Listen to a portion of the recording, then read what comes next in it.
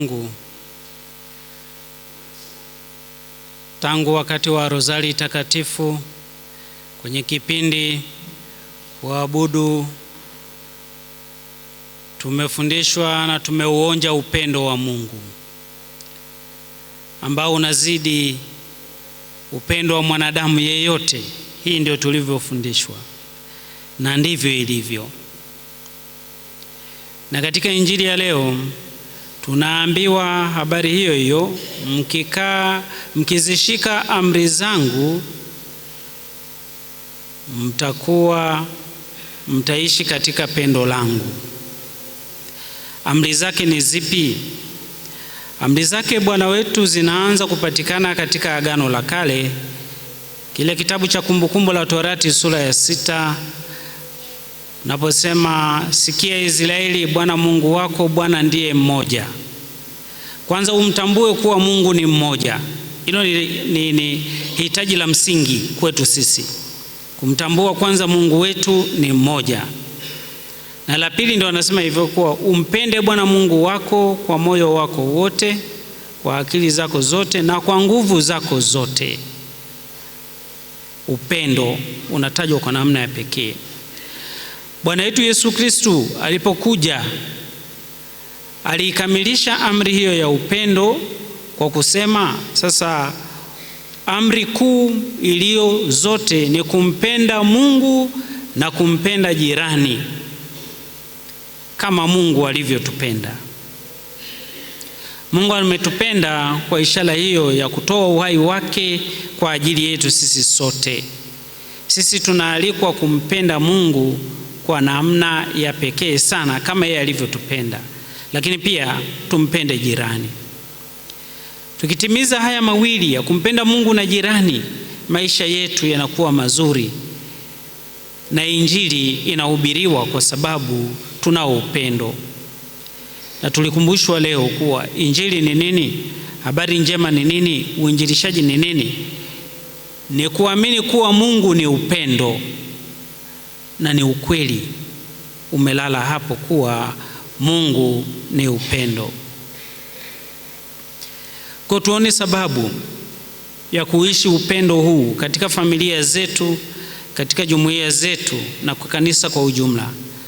Tuone tuna haja ya kuubeba upendo wa Mungu, kuupeleka sehemu zetu mbalimbali za kupatia riziki za kila siku. Na tunapopeleka huko, Kristo anajipambanua na Injili inazidi kuendelea na mafanikio makubwa tunayapata. Ndio maana katika sadaka takatifu hii ya misa ambayo tunaifanya ni sadaka kubwa, sadaka ya pekee. Lazima tuunganishe sisi nia zetu na sadaka ya Kristo msalabani, kuomba huruma na upendo wa Mungu. Ni huo tu tunaohitaji katika maisha yetu. Ni huo utakaoweza kufanya miujiza katika maisha yetu. Na ni huo huruma na upendo wa Mungu ndio utakaotufanya sisi tujiandae vyema kwa matukio makubwa haya ambayo yatatendeka siku chache zinazokuja. Ni kwa huruma na upendo wa Mungu ndio ambapo tunaweza tukajiandaa vizuri kwenda katika hija yetu na kunufaika na hiyo hija ambayo tunaenda kuifanya. Na ni kwa huruma na upendo wa Mungu ndio sisi sote tuko hapa. Tuombe huruma na upendo huo, tukikumbuka Yesu anatuambia tukae, tuzishike amri zake, tukae katika pendo lake. Katika somo letu la kwanza ambalo linatoka katika kitabu cha Matendo ya Mitume, tumesikia habari muhimu, habari ya ule mtaguso wa kwanza kabisa katika kanisa. Kanisa leo hii linashuhudia uwepo wa mitaguso mingi sana. Lakini kwanza, mnajua maana ya mtaguso? Mtaguso ni mkutano mkuu wa kanisa ambao unaitishwa na Baba Mtakatifu kwa lengo la kujadili na kutoa suluhisho la matatizo makubwa au makuu yanayousumbua au kuuyumbisha ulimwengu au kuliumbisha kanisa kwa nyakati hizo.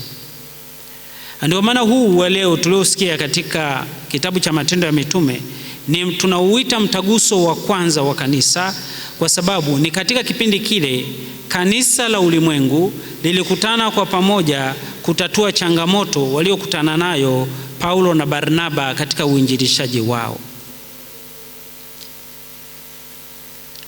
Natambua mitaguso mingine kama ule wa Nikea uliotupatia pia kanuni ya imani ya mitume.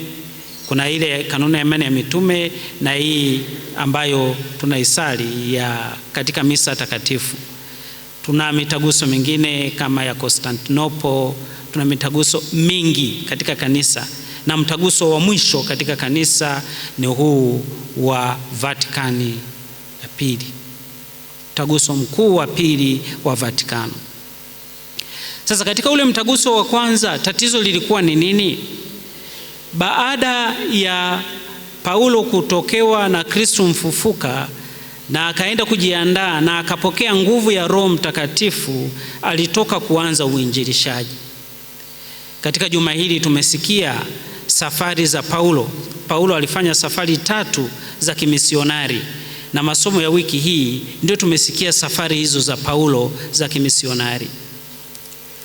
Katika safari hizi alijikuta kuwa ameingia nje ya mipaka ya Uyahudi na amekwenda sasa kule kwa wapagani kuwahubiria habari njema.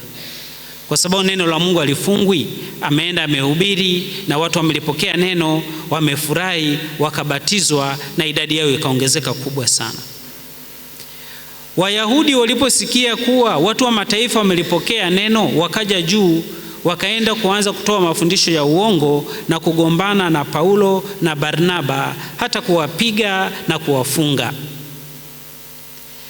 Na moja kati ya hayo wakawaambia wale watu wa mataifa kuwa ninyi msipokubali kutahiriwa hamwezi kuokoka.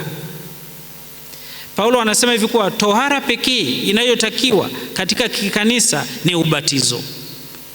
Anayebatizwa ameshapata tohara. Lakini wao wanasema hapana, ni lazima hii tohara ya kawaida tunayoifahamu sisi ya kutoa sehemu ya ngozi ya mbele ya hiyo ndio tohara yenyewe, kwa lazima mfanye hivyo. Kwa sababu Wayahudi wao walikuwa wanafanya hivyo, na wakawaambia hivi kwa watu wa mataifa, pamoja na ubatizo lakini lazima wafanye tohara. Paulo akasema hapana. Ugomvi ukawa mkubwa. Paulo akasitisha safari zake za kimisionari na akaamua kuchukua yeye wajumbe wachache pamoja na Barnaba, wakarudi Yerusalemu. Kwa nini wamerudi Yerusalemu? Kwa sababu makao makuu ya kanisa yalikuwa Yerusalemu, na mitume baada ya wote kusambaa huku na kule, lakini walimwacha Yakobo Yerusalemu. Kwa hiyo waliamua kuipeleka hii kesi pale, na mitume wote walirudi wakaja Yerusalemu kutatua kesi hii. Huu ulikuwa ni mwaka 49 baada ya Kristo au 50. Na waliporudi pale wakaiweka hiyo kesi mezani kwa mitume. Mitume wakaanza kuijadili. Kwanza walisali, na baada ya kusali wakaanza kujadili, hivi ni lazima watu wa mataifa watahiriwe ndio wapokee Injili? Wakakubaliana sio lazima. Sasa majibu hayo yalitolewa na watu wawili, kila mmoja kwa nafasi yake. Alisimama kwanza Simoni ambaye anaitwa Petro, akawaambia, kwa sababu yeye ndio aliyekabidhiwa kanisa, ndio alikuwa mkuu wa mitume. Akaambia, akatoa maelezo mengi sana. Na wa pili wa mwisho akasimama Yakobo ambaye alikuwa askofu wa kwanza wa Yerusalemu, na ndiye aliyekuwepo pale anatunza hazina pale Yerusalemu. Naye akasema, jamani, aliyosema Simoni ni sahihi. Watu wa mataifa tusiwalazimishe kufanya mambo yasiyo ya lazima, isipokuwa tu wakubali kutokutenda dhambi. Sasa kutenda dhambi kulikuwa na mambo mengi, si nyama zilizosongolewa na nini. Kwa wao hizo ndio zilikuwa dhambi, kwa wasitende dhambi. Ila mambo mengine yote tuwaachie huru. Atahiriwe asitahiriwe, hilo halina maana kwao. Hili somo linatufundisha sana sisi pia. Maisha yetu lazima tuwe na ushuhuda wa Injili. Kuwa katika utume huu wa Rita wa Kasha, lazima tuonyeshe ushuhuda wetu. lakini tusiwalazimishe wengine wafanye kama sisi tunavyotaka, au kwa mila na desturi yetu tuambie kuwa wokovu. Kwa mfano, kuambia watu kuwa hamwezi kuokoka kama hamkuingia katika chama cha Rita wa Kasha. Kwa sababu Rita wa Kasha tunasali, tunaabudu, tunafanya matendo ya huruma, tunafanya hivi na hivi. Sasa hivi kuwa ninyi watu wengine wote kama hamfanyi haya hamwezi kuokoka. Tutakuwa binafsi, tunamiliki Kristo peke yetu. Tuambie tu wasitende dhambi, wakija kuungana na sisi tumshukuru Mungu na twende nao. Tumuombe Mwenyezi Mungu atujalie nafasi hiyo. Na ndio maana siku hizi utasikia sehemu mbalimbali kuwa mtu anataka ubatiza, ulete hiki, ulete hiki, ulete hiki, bila hiki ubatizwi. Komunyo ya kwanza hivyo hivyo, kuna litania ya vitu vinatakiwa, bila hivyo upati. Kipaimara hali kadhalika. Ndoa mpaka uende huko sijui ulipe fungu la 10 la miaka mingapi ndio ufikie hatua ya kufunga ndoa. Tusiwafunge watu kongwa. Neno la Mungu linatutaka hivi. Lazima tuonyeshe uwepesi na utayari. Tayari mtu anayetaka kumuongokea Kristo katika masakramenti, katika imani, tumruhusu kwa upendo mkubwa. Tusimfunge. Hali kadhalika tuna mifano mingi katika familia, katika jumuiya zetu na kadhalika. Tufungue vifungo hivyo. Kristo ametufungua na sisi tuwafungulie wenzetu vifungo, waje tukutane pamoja, tumwabudu, tumtumikie huyu Kristo aliyetukomboa kwa damu yake takatifu. Tumsifu Yesu Kristo.